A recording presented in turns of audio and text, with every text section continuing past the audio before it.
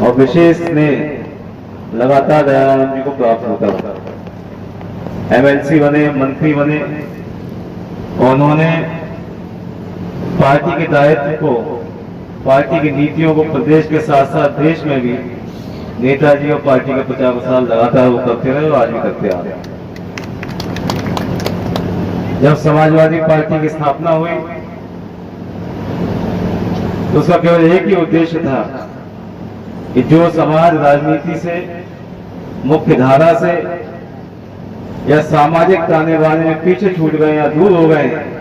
उन लोगों को मुख्य धारा में लाने का काम आदरणीय नेताजी ने किया और यही उनका सपना था। तमाम सारे ऐसी जातियां जिनका राजनीति में कोई प्रतिनिधित्व नहीं था, उनका कोई प्रतिनिधि नहीं था, ऐसी जातियों के लोगों को नेताजी ने राजनीति की मुख्य धारा में लेकर आए और समाज को पहचान दिलाने का भी काम किया। आज भाजपा चुनिंदा जातियों के नेताओं को पद तो दे रही है, लेकिन वो नेता अपनी जाति की किसी व्यक्ति का किसी भी समस्या में, किसी परेशानी में लोग मदद नहीं कर सकते। क्योंकि भाजपा के लोग दिखावा तो बहुत करते हैं, लेकिन जब बात आती है पिछड़े दलित समुदाय के मदद की, उनके भले की, तो कहीं भारतीय जनता पार्टी दिखाई नहीं देती। अभी आपने देखा होगा 2 दिन पहले भाजपा के एक पिछड़े समाज के एक विधायक को उन्हीं की पार्टी अगली जाति के नेता ने थप्पड़ मारा, सबके सामने बेइज्जत किया, अपमानित किया,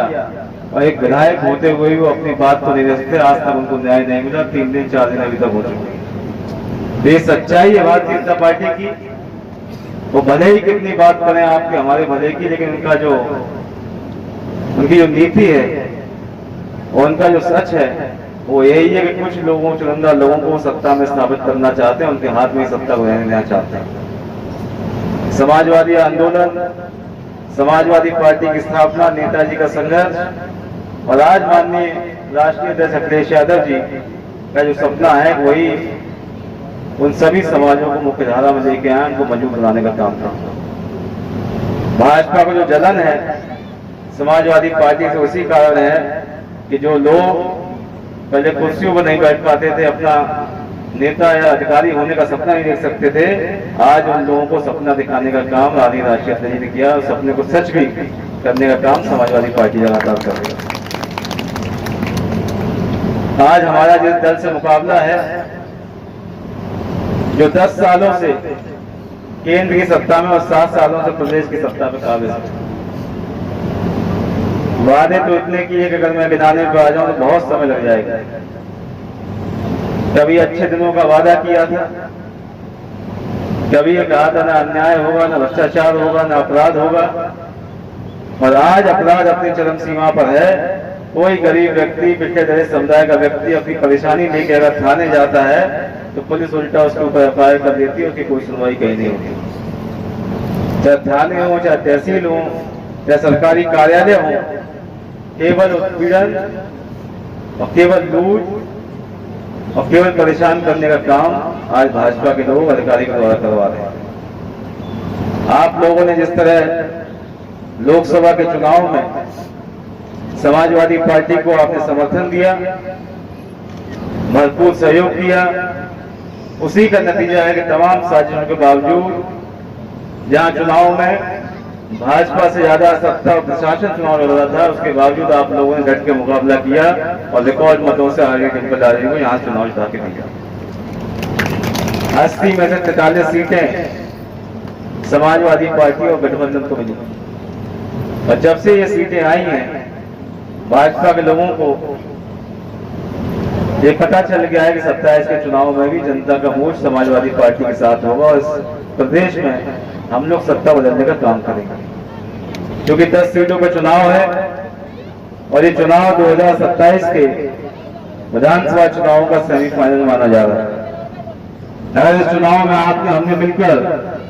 समाजवादी पार्टी को जिता दिया तो आप निश्चित मानिए 2027 में तो आपको कोई रोक नहीं सकता और समाजवादी पार्टी दोबारा इस प्रदेश की सत्ता को हासिल करेगी। आज जो स्थिति प्रदेश की है कि जाति को देखकर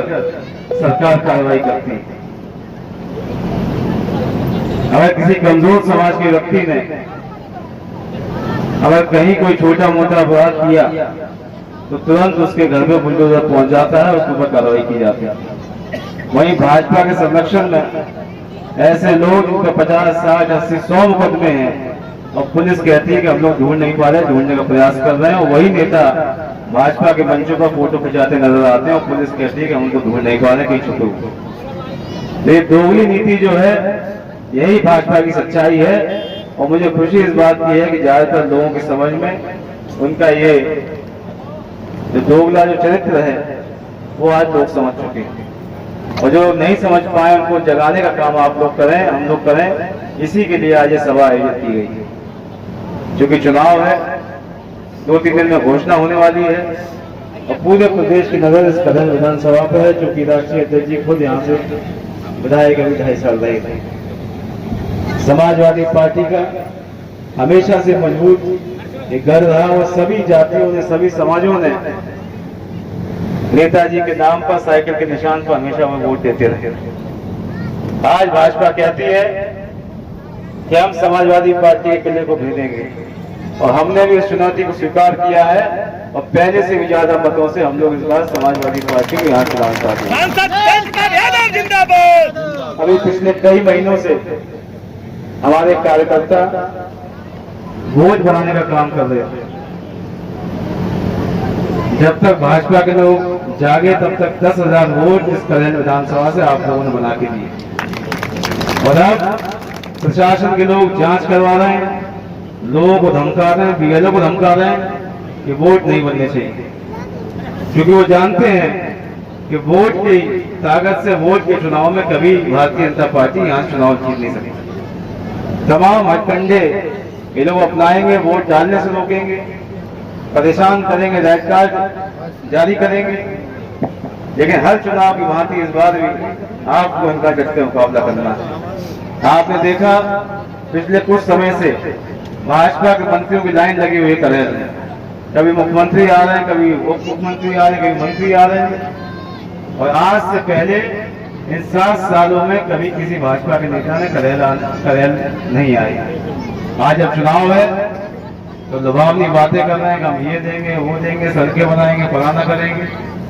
लेकिन सही बात यह है कि जितना दुर्व्यवहार और सौतेला व्यवहार मैनपुरी और करेल के साथ किया गया उतना किसी और क्षेत्र के साथ नहीं किया गया। इसलिए आज हम सभी लोग यहाँ एकत्रित हैं, समाज के सभी वरिष्ठ लोग आए हुए हैं, और मैं उनसे यही अनुरोध कर रहा हूँ, यही अपील करूंगा कि इस चुनाव में समाजवादी पार्टी को अपना पूरा समर्थन, पूरा सहयोग दें। माताओं बहनों से मेरा अनुरोध है कि चुनाव वाले दिन सभी लोग लाइन में लग के पहले वोट डालें, उसके बाद कोई दूसरा काम करें, और पूरे समाज